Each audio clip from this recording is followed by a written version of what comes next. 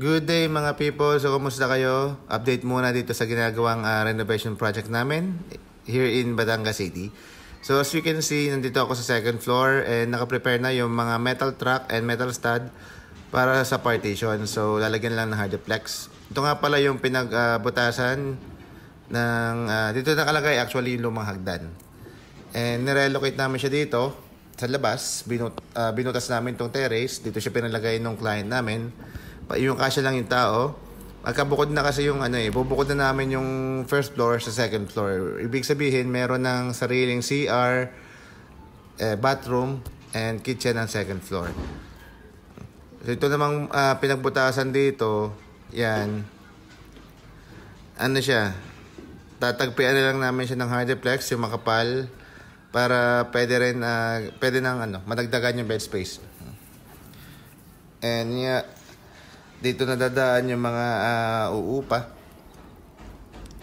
dito sa terrace na ito, kaya kami naglagay ng hagdan dyan eh. So yun naman yung nakikita yung binakbak naming pader doon.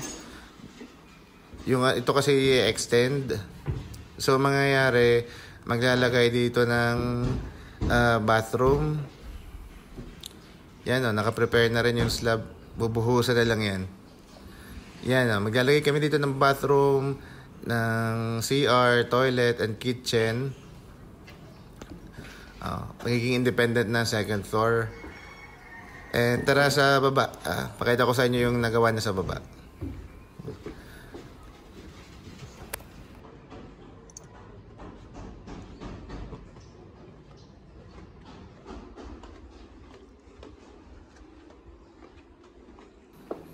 Okay, so here we are sa ground floor, and as you can see, wala pa naka-prepare na metal stud and metal track, pero nakahanda na yung mga hardiplex para sa partitions.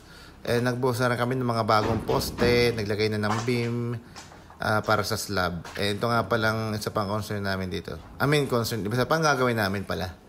Ito, tatanggalin. Yan. Ito, ililipat dito. Toilet. Tapos, I think, ito naman, yun na yan. Ganyan na yan. Pag-iisahin na lang siya. I-move na lang itong pader dito. Para naman itong shower room, lumaki space. So, extend na lang siya doon.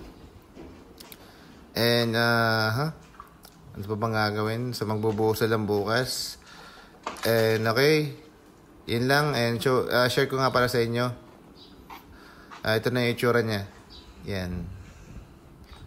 Dami-dami pang ayusin.